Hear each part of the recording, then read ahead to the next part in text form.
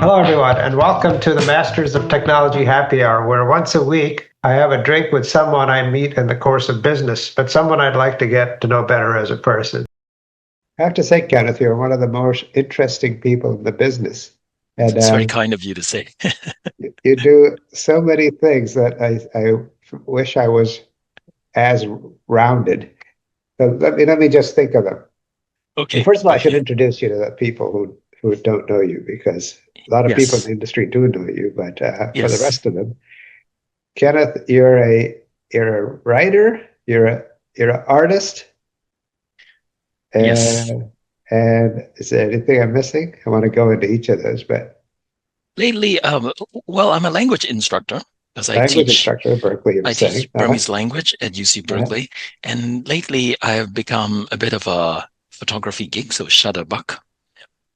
We had a start in publishing at the same publication, which is very interesting to me. Our paths We didn't did. actually cross at Cadence Magazine, but I We left Cadence, I think, and you joined, correct? That's right. By the Yeah, time I joined, Ani Williams was the editor-in-chief. right. So yes, he was the one who hired me. I'd heard stories about you, of course, because you were the predecessor. So, Yeah. but we never had a chance to work together on the same magazine, even though we did work on the same magazine. I still have the first article I ever wrote for them, and I kept all my. Did you keep all your issues of I had Cadence? some. I still keep, yes, especially the first few articles, because at the time things were getting printed, and I was very proud of the fact that my little news summaries were in print form. I saved them as proof of my milestone in the publishing industry. Had you been a writer before, or right in this industry? Yeah, I'd Had always been interested in writing. And I had written and published literary short stories, but writing about technology for business to business publication was something very new. It was something that I learned to do first as a rookie editor, summarizing press releases into news blurbs. And then later, when my editor in chief trusted me enough, he started giving me feature story assignments. So I started writing. Frankly, it was probably because freelance writer budgets were cut and he needed somebody on staff to write the feature story. So I became one of the people he turned to. well, he was smart to do that. That's for sure. Yeah, I have yeah, always found your writing to be some of the best. I've got to say, I'm a big I fan of your appreciate that. writing. Your writing is something I aspire to. I have to work really hard to get anything that's even close to what you do, Kenneth. So, That's very kind of you to say, Roopinder. It was probably because I had an background in literary writing. uh, So whenever I'm writing, I'm not just conveying facts, but I'm also trying to find opportunities to convey human elements or sights and sounds. If I'm talking about a conference in New Orleans, I would try to mention the heat and make the reader understand what it was like. yes, paint the picture, as it were. You give them Yeah. a sense of place and a sense of being rather than just write about the nuts and bolts. If somebody just wants the nuts and bolts, they could read a press release. And Yeah. they could even have ChatGPT summarize the press release I think into. ChatGPT is doing press releases now, don't you think? So I feel like I have to give the readers more than just the basic facts. No conversation these days is complete unless you talk about AI. I'm going to follow up on that. Sure. So, are you using AI yourself? Are you using LLMs and any type of AI? I do, although Or, not necessarily for my B2B tech reporting gigs. Sometimes I would use it to sort of come up with a summary or an outline of a long white paper that I just frankly don't have the time to read the whole 20 pages or whatever. So I'll do that. But aside from that, in my personal life, I also use ChatGPT or any kind of AI to generate photo shoot concepts, for example, so that I could pre-visualize what it would be like to shoot a particular type of model in a particular setting. Sometimes I also use AI to practice language because I'm learning Thai and Japanese in addition to teaching my own native language. So in those are the two clear examples of how I use AI in my life.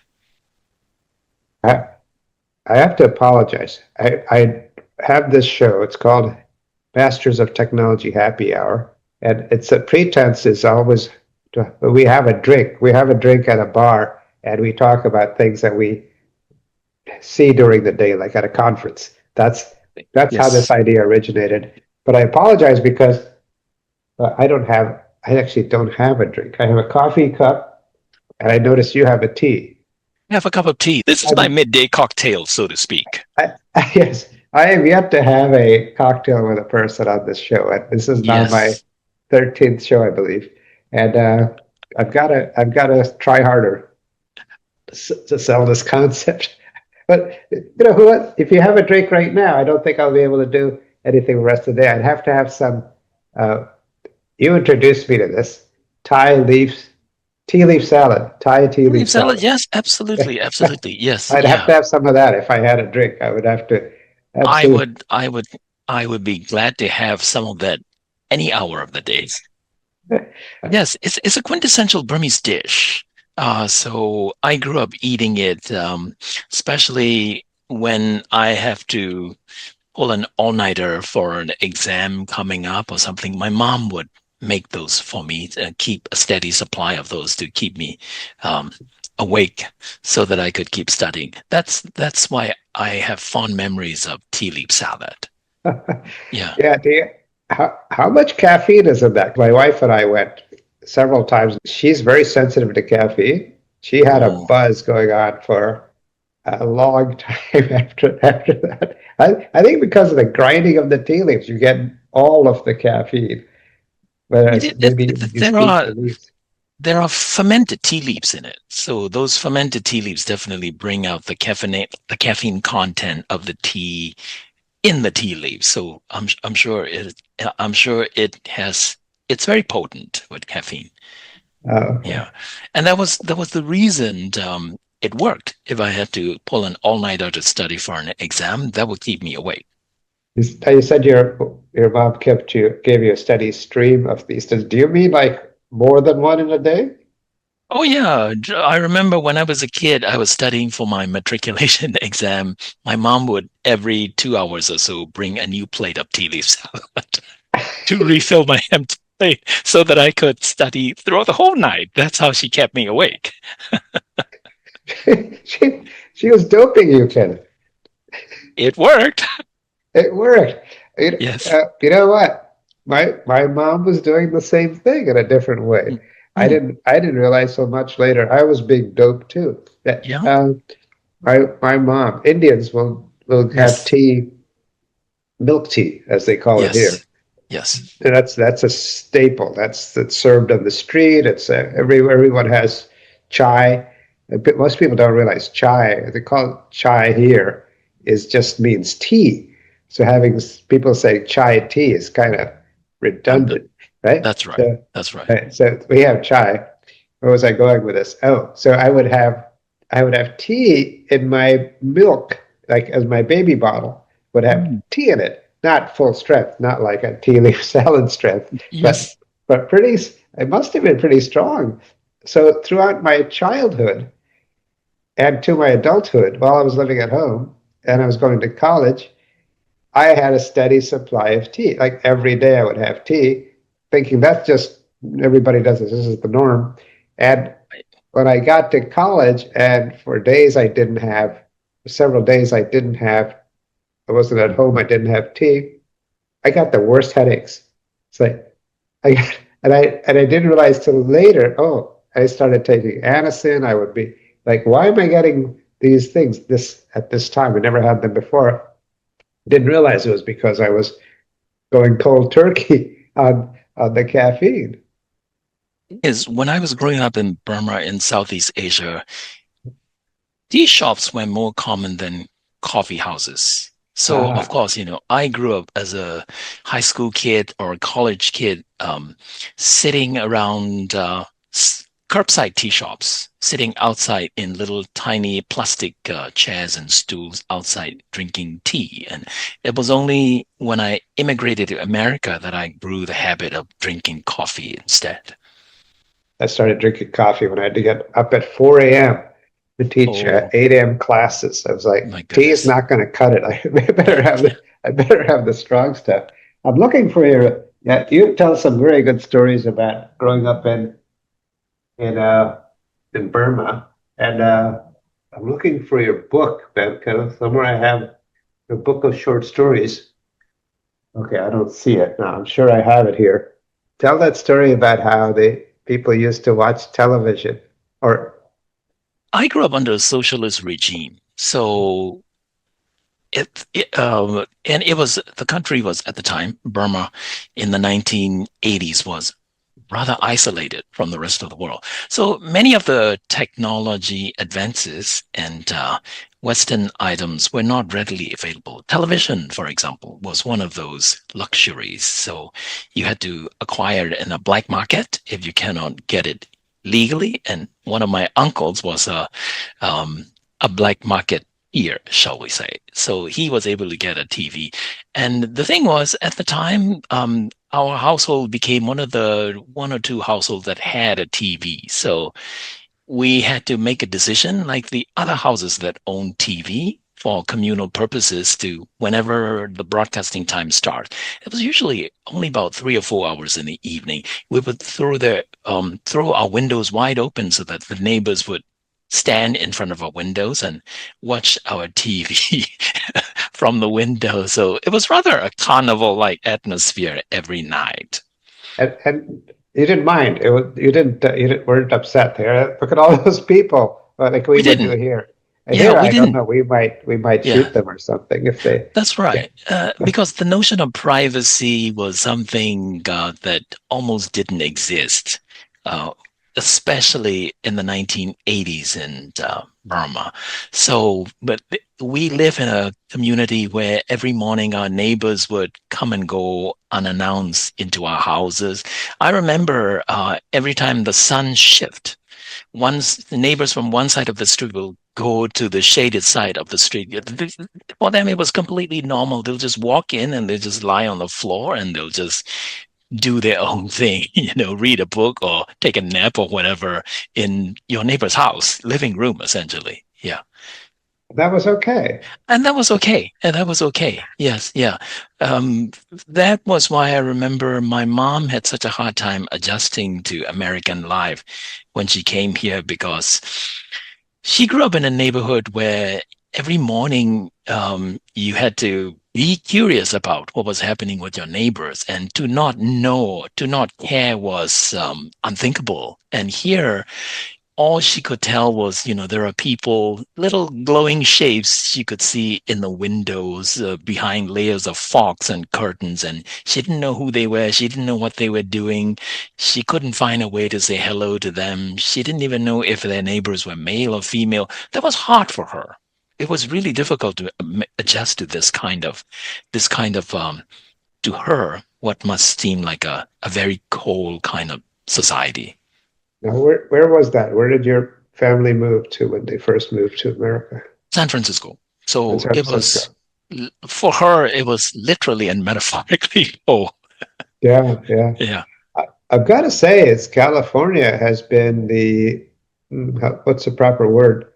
Coldest reception we've gotten. And we've lived in several places, and we moved from the East Coast to California, and from Midwest, Milwaukee to Philadelphia, then to California. And I find California, not that the people are unfriendly, but they're not as warm and receptive to their neighbors. I think it was It's a all thing here. relative. Yeah, Yeah, it was all relative, of course, compared to Rangoon, Burma. Definitely, Californians were not as friendly. yeah. Yeah. But on the other hand, for American standards that prize on not being intrusive, Californians are, I suppose, quite quite friendly, in the sense that sometimes my grocery store checkout person would say hello to me and they know me by name, and sometimes they'll see me on the street, they'll give me a hug. Those would be signs of friendliness. Yeah. And they're not Burmese. No, no. no, no. Maybe it's just because I live in hippie central San Francisco, so there is that. I That's benefit right. from that. I might be hugging everybody. Yes. It's not us. It seems to be prevalent. This idea of like we call it duck and cover, not something like that. But we'll see. Our neighbors are somehow quite aware of what we're doing, yet they choose to not take great lengths in ducking and running when they see us. It's like, wow. As opposed to even in Philadelphia and Milwaukee, the concept of somebody moving into your neighborhood, we called it the casserole parade. There would be people would come with dishes that they had made and present them to you just to say hello. And there was nothing like that when we moved here. I thought it can't be us, can't be me. Okay, I'm Indian. Okay, it can't be me. Right. My wife is, German Irish. She's Yes. American, right? Yeah. So what? It wasn't us. It was definitely a California thing. Yeah. Growing up, I looked at, because I'm interested in art, so I looked at drawings by Norman Rockwell, those cover illustration from Saturday Morning Post, and Yes. I guess I got the wrong sense of what America was like. It was this idealized America where neighbors would sit on the porch and drink iced tea and invite their neighbors to come in, and Thanksgiving turkey, and all the neighbors are all around you. That sort of nostalgic America was the sense that I got, and I thought that was real. But when I came here, I realized that some of it was real, but a lot of it was just idealized version of America. I think I just have to understand that art portrays in many ways the kind of world that we would like to have, the kind of future that we wish we could have, but it's not necessarily reality. There are, of course, artists that focus on depicting reality with all its its injuries and tragedies and everything. But Norman Rockwell wasn't one of those artists. Yeah. You're very positive outlook, it seems, on humanity. What do you attribute that to? I grew up in a Buddhist country, which may have something to do with that, because there is always this idea that nothing is permanent. Things are constantly changing. So if you are holding on to things and refusing to accept changes, then that probably is the root cause of your anxiety and suffering. So I grew up with that idea. So I think that helped mitigate some of the unexpected things that I encounter in life. Yeah. I've got to work on that. I'd say it doesn't come naturally to me. But I know the principle. One of my favorite sayings is something like what you just said. Suffering is impermanent. It's a Buddhist saying. That is true too. You're right. Yeah. Another way of saying is this too shall pass, right? Yeah. So you mentioned your art, and you were the first person I knew that was doing art on I don't know if you can see it here, but on a Apple tablet and pencil. Which, That's by the right. way, I'm very upset because I have to use my Buddhist saying now. So I'm very upset. So I lost this. I have two versions of this pencil. Yeah. The more expensive one, the Pro, I just left behind in Nashville at Autodesk University. Oh no. And I'm very upset. $129 for that pencil. Right? That is a lot. You're right. The most expensive pencil I've ever bought, and it's supposed to have a finder. You're supposed to be able to use Find My to find it. It was telling me it was at home. Oh, I'm very upset. So yeah, I can understand why I would be upset if I lose the stylus that goes with my iPad, because when I draw. And some of the first digital drawings that I did with Autodesk Sketchbook, actually. And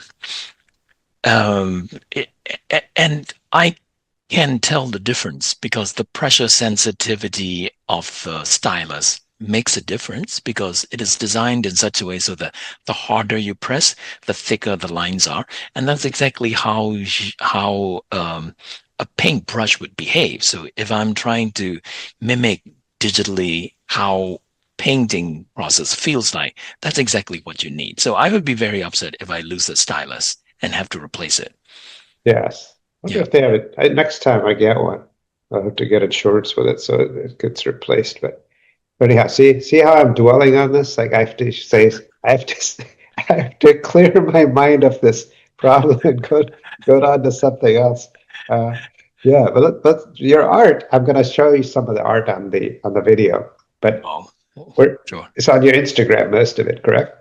Most of my drawings are on Instagram. You're right. Yes, yes. Okay. Sometimes I post them on Facebook too, but Instagram has become my art outlet platform, shall we say. It's because Instagram is largely image driven, so it suits my photography hobby and my painting and digital and watercolor painting hobbies.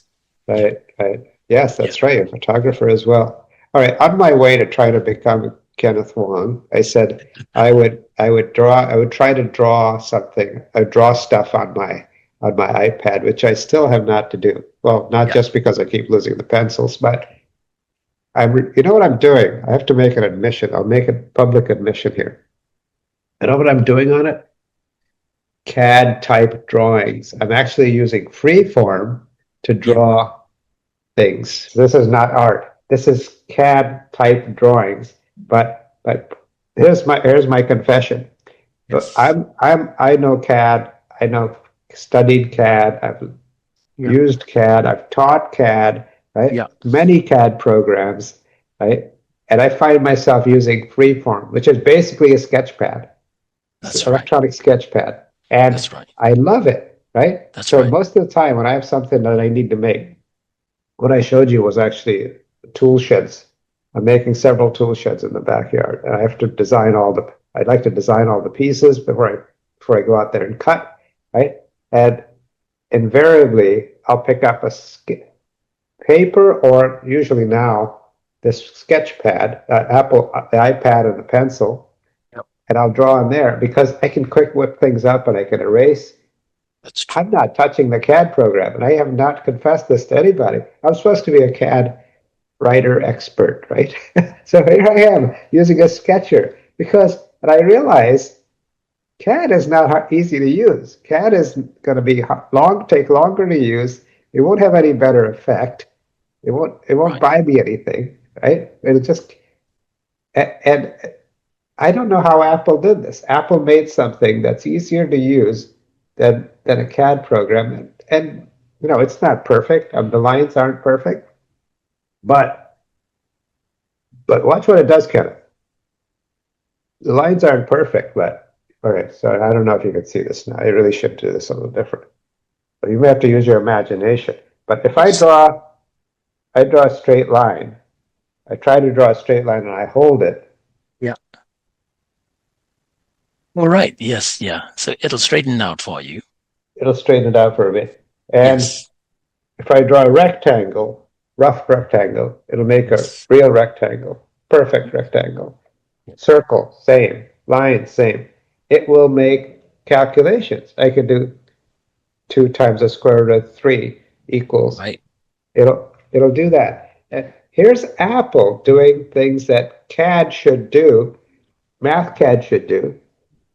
And when I talk to these CAD companies, I say, and I actually have done this to them. I said, look, Apple can straighten out my lines and sketches, right? And it can make circles and it can do calculations.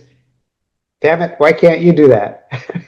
Right. Why Right. can't I have a natural interface to my CAD program that Apple does? And Apple's not a CAD company, but they figured it out. They figured out what a good UI is, which You are is right. sketching. Every engineer, sorry if I'm ranting, but this is why people avoid me now at CAD companies. Because as I tell them what CAD should be like, what CAD ought to be like in terms of Right. simplicity. And Yes. uh, I think you make a very good point. I can never quite understand why really cheap or free consumer targeted apps and programs are so much more intuitive than those $1,000 enterprise software packages that are heavy and bug ridden and so difficult to learn and use, because it should be the reverse. The price that you pay for paying a higher price should be an easier, friendlier user experience. But quite often I find that it's actually the reverse. Yeah. They're hard to use. And it was kind of a, what did they call it? Cathartic moment. Yeah. But I realized, oh my God, it was only easy to use because I knew how to use it, right? But should I not use it for a while or have to learn a new CAD program? I got to sit down. I've got to work at it. I've got to figure things out again or remember them or look them up, right? I don't have to do any of that with the sketching program. And the only program that has been able to somewhat duplicate hand sketching is Shaper 3D. It's a Hungarian company. Yes. Budapest. And I've covered them a great deal. I found them very interesting because they had an interface that used Apple Pencil and iPad. And the first time I saw it, I was in love. This was like, wow, this was Istvan Shaunady. He's standing in front of an audience in San Francisco, where his first time he actually showed Shaper 3D in the United States. And he's going to demonstrate the Shaper 3D to us. And this is not an ad. I'm not being paid to say this, right? But I thought, wow, this is what CAD should have been all along. He's using an iPad. The whole time I'm thinking, where's this guy's computer? He's going to show us a CAD program. He's got nothing. He's not got no keyboard. There's no CPU. He's got an Apple iPad and a pencil. He proceeds to use a Parasolid-based program on an iPad, right, with a pencil and paper. He's just sketching and he's making parts.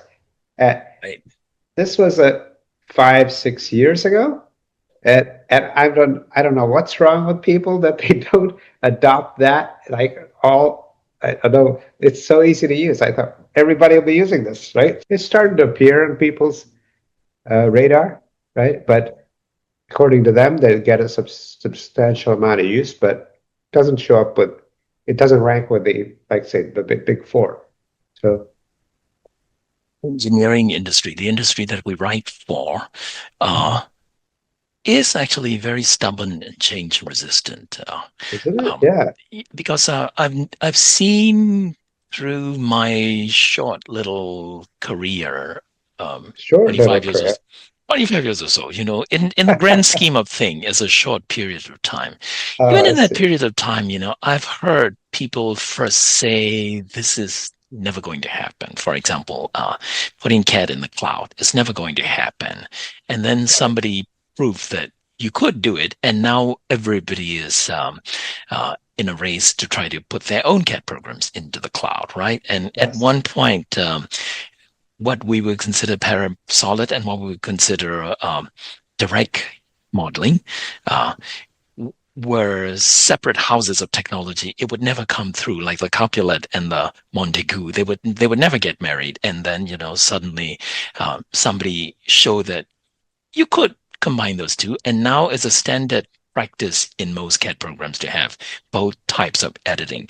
So a lot of these, it's not going to happen. I think it's just the industry wanting to keep things the way they are, because many of the revenue models are based on keeping things the way they are. So that's why it's so change resistant. Mm-hmm, mm-hmm. Yeah. There's a lot of conservatism, keeping the status quo as it were, because that is the business model. That's right. I remember it was quite a issue with Autodesk to change their business model. Remember when they went to perpetual licenses to subscription? Yes. Subscription. Yeah. That's right. Yeah. Right. But CAD, like you said, is so far behind software in general, right? Everybody else was already shifting to cloud subscription-based That's right. revenue, That's right? right. Yeah. Dad was fighting it. I remember people like they were so upset. Some of our colleagues even were very upset that this was happening. This will That's never right. work. It's a big ripoff. It was, Yeah. you end up paying, they did a lot of them are doing the math. You'd be paying 10 times as type this what you pay for the software, right? Eventually, right? True. Things like True. that. I'm making up True. numbers, of course, to exaggerate, but I remember. Yeah, I remember writing stories about people's reception of cloud-hosted CAD, and yeah, I, I was writing a story at the time when everyone was using Facebook and Twitter. All of them are cloud-based. You don't need to yes, download anything, and most of the people that I interviewed probably were doing their banking already in the cloud anyway.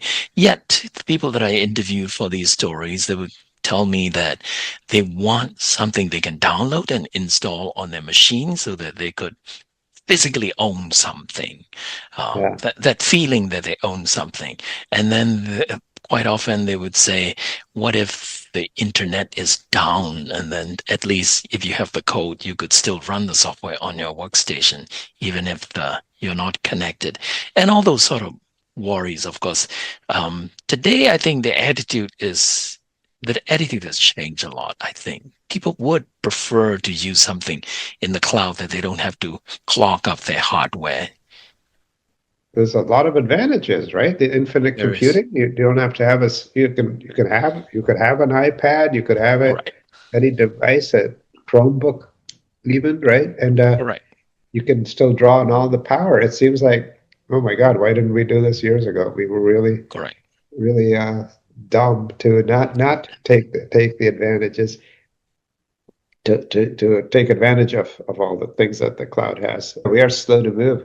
Yeah. How do you relate that to what's happening now with the okay, so now we're accepted, cloud is more or less accepted True. by everybody except maybe defense companies. How do you relate that to what's happening now with AI? Where do you think AI is in terms of revolutionary concepts or big step changes? Do you think what stage on the Gartner curve do you think we are with that?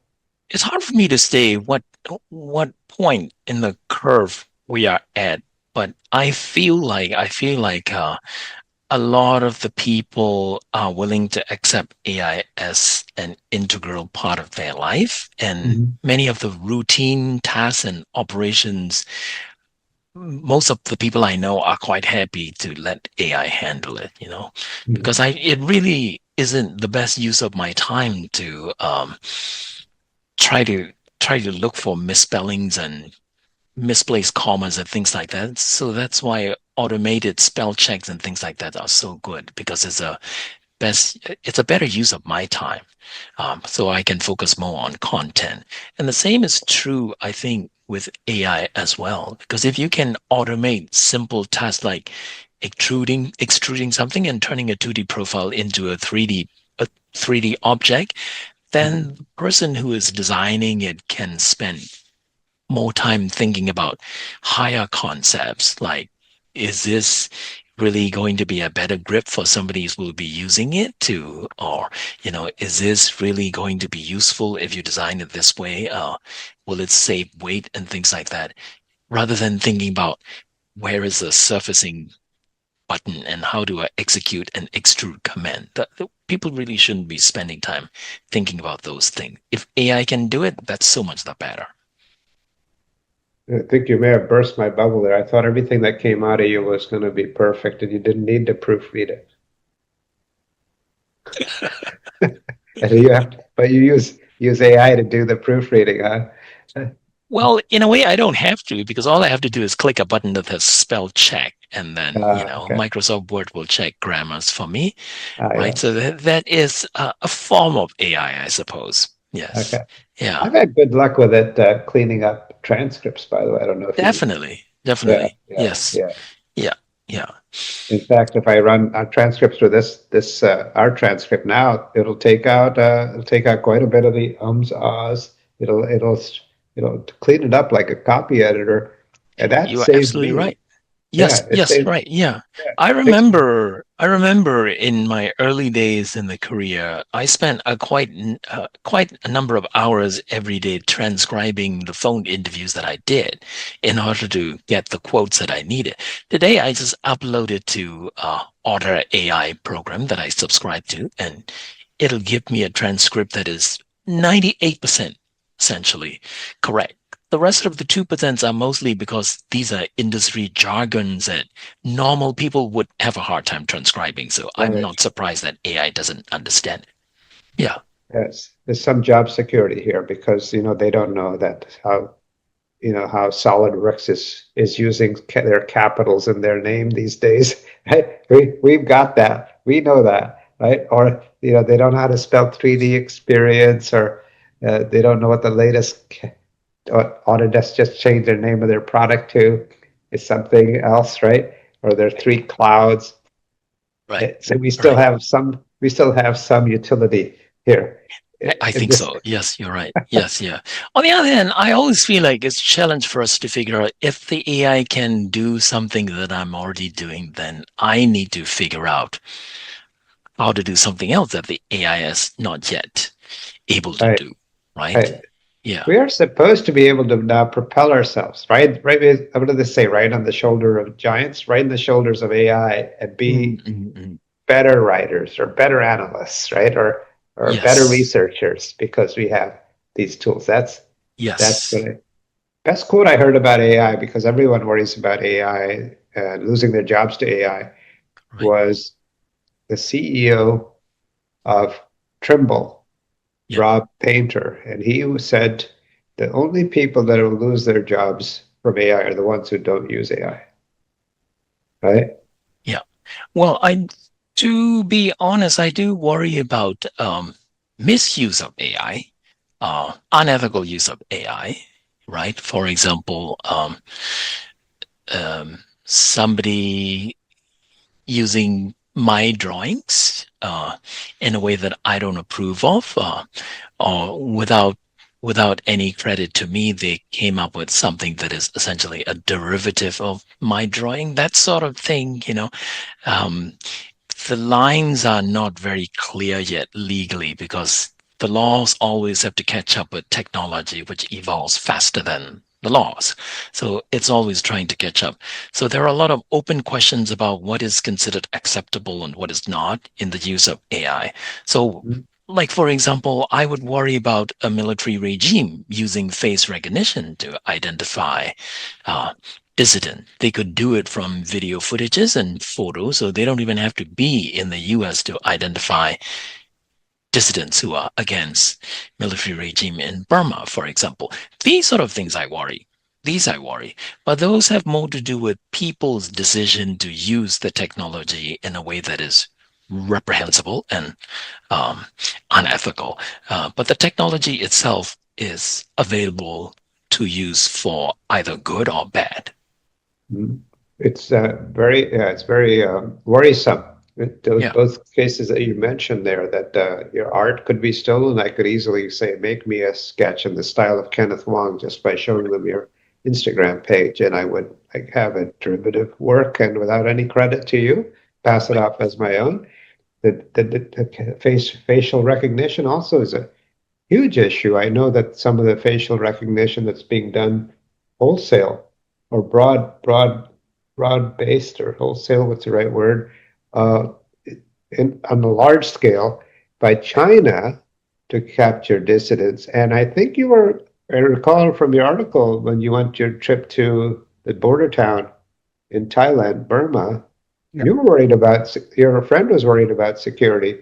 But was that because of he was being afraid of being recognized on facial recognition? That was less about technology, more about the sinister scam centers that are operating at this golden triangle of the border area. There are a lot of human trafficking and kidnapping of people to work in these scam centers. The fraud phone calls that we get that ask us Yeah. to invest in non-existing companies, or people that call us to scam us out of our money by faking some sort of Amazon return and that sort of thing. Burmese classes. You've been doing that for Burmese language classes. I've been doing that for 10 years now. Yeah. Yes. Yeah. I started in 2015 and now it's 2025. So I've been doing it for 10 years now. Yes. It's a great opportunity for me to be able to teach my mother tongue to foreigners and researchers and children of Burmese descent who want to get back in touch with their root. But the challenge that I underestimated was how difficult it is to explain some of the underlying rules as to why you use this word and not that word, and why your sentence structure has to be this way and not that way. I imagine it's the same thing for, a native English speakers to have to explain, for example, when you use tell, talk, and say in speech, and what's the difference. You know how to do this, but it's really difficult to spell out the rules as to why you do it, why you have to do it that way. And the same things is true for Burmese as well. I have to figure out some of the underlying rules so that I could explain to the students. That was what I didn't anticipate. Interesting. Yeah. Sometimes there isn't a rule. You'll have to make up something and have an exception, like I before E, except after C, that kind of thing. Right? Yes. And sometimes there is a rule, but it is not advisable for a learner to do this rule-based sort of thing. It's much better for the learner to develop the linguistic reflexes and instincts so that they could just do it without thinking about the rules. That's what it means to communicate in a language, right? Yeah. Can you imagine, for example, having to think about all the rules about present perfects and past perfects before you decide to use a structure like that? You will never get to the point of uttering your sentence because you'll be so preoccupied with processing the rules. It's just the cognitive burden is too heavy if you do a rule-based language approach. So sometimes I have to explain to my students, if you're a linguist and you're really curious about how Burmese language works, I'll explain through a rule, but after that, I'll encourage you to forget the rules, because otherwise you won't be able to use it the way a native speaker will do it. Right. Yeah. Makes sense. I want to go back to something you were saying, because it's a very important subject, and I know it's important to you. You said when you went to the border town, and you discovered it to be, or maybe you knew already, it was this slave-based center for basically scamming people. Yes. I'd heard about that. The New York Times had reported, but was that the story you were after, or were you there for the refugee population I was there more to record the stories of Burmese refugees that fled to Thailand, some legally, mostly illegally, through the border area after the military coup in Burma. So the scam center wasn't the stories that I was trying to write, but the scam center's existence. And because the scam center operators had a tendency to kidnap people to work for them, particularly people who could speak English well with an American accent, that would work very well for them. So that was why my friends were worried about my security when I arrived there. So that was a concern for them. Yeah. I see. Yes, because of your English language skills and you were Burmese, native Burmese, you would be a target. I would be a prime target. If nothing else, I'm an American, so somebody could just hold me ransom and ask ask for somebody to give them money to release me. So that's one of the reasons. Yeah, my friends were worried. You're lucky to get out. To be honest, considering the number of foreigners who go to the area and come back out, statistically, I don't think the worry was. I wasn't that worried. Yeah, I wasn't that worried. More worried? Would you be more worried in Haiti, for example? Perhaps. And from the stories that I've heard about kidnapping in Mexico, for example, in certain Latin American country where kidnapping is practically an industry, I will worry about that. Yeah. Yes, same here. Yes. Yes, I've Yeah. kind of closed the door on travel to Mexico. Probably, I don't think it's because I'm getting old and paranoid, but it may be that. But man, I hear all these stories about, oh my gosh, that's happening in Mexico. People are getting hanging from bridges. People are getting kidnapped. Americans are being taken. I don't know if they're taken hostage. I don't know if the hostage thing is an industry there yet, but Yeah, they'll more likely kidnap you. That's a more good. profitable way of Yeah, treating an yeah, American, I right. think. Yeah. Yeah. Kenneth, I better let you go, but it's been a great talking to you. It's a I don't want pleasure. to get you late to your teaching assignment. No problem. Yeah, I wouldn't Are be you, late. are you going from to Berkeley campus? I'm going to Berkeley campus. I usually take BART, and it's a chance for me to catch up on reading and listen to my Thai and Japanese podcasts for my listening practice. Yeah.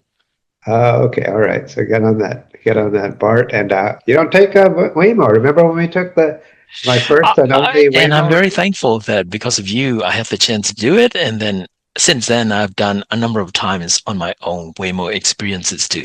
I always tell people that you would be more confident in the technology if you have written it, because the speculation is where you're always speculating the worst case scenario.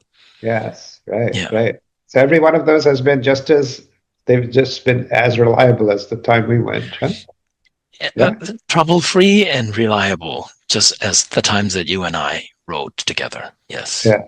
Yeah. I'm gonna sound like a cheapskate because I keep bringing up cost, but I was a little upset that they weren't cheaper though, because I thought like you don't have to have a human driver. This should be like half price, right? But it turned out to be as much as, if not more. It was, I thought, the same or about the same as a Uber Lyft, right? Did you think that? Is it still like that? I thought the price was yeah, almost equal, the same. Equal, That's true. right? That's true. I also, to be honest, I also enjoy taking Lyft Yeah. and talking to various drivers because I'm always curious about what their mother tongue is, and if I could, then pick up a couple of phrases here and there from if they happen to be a Portuguese, for example, and that sort of thing. So That's your Burmese background. See, Americans are going to be like, I'm happy to have nobody in the car. right, Yeah. yeah, just Isn't there a checkbox in Uber that you could say, please don't talk to me? I think yes. it says that. It doesn't say shut up checkbox. Say, right? Yeah, Isn't there something like that? So, I've seen some drivers who marked their in their profile that they speak limited or no English. uh, And it turns out that they do speak English. So I don't know whether they check that box because they just don't like talking to the passengers.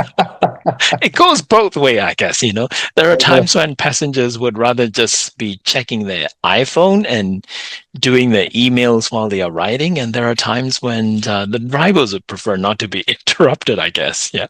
yeah, yeah. All right, Kenneth, I keep keeping you longer. But would you come back and do another show sometime with me? We I could would be continue. more than happy to. I'd be more than happy to join you and maybe even a few other people if they are willing to suffer through my presence. I would be Oh, happy all to. right. All right. Yeah. And yes, suffer through mine as well. All right. Very good. Maybe with you on board, I think I'd get more appeal. I'll tell him Kenneth Okay. is coming. All right. Looking forward All to right, part Kenneth. two then. Okay. All right. Very Bye good, Kenneth. bye. Great Yeah. seeing you again. Okay. You too. Bye-bye. Yeah. And that concludes this episode of the Masters of Technology Happy Hour. I hope you enjoyed our chat and will join me as we talk to some of the most interesting people in the design and engineering software community.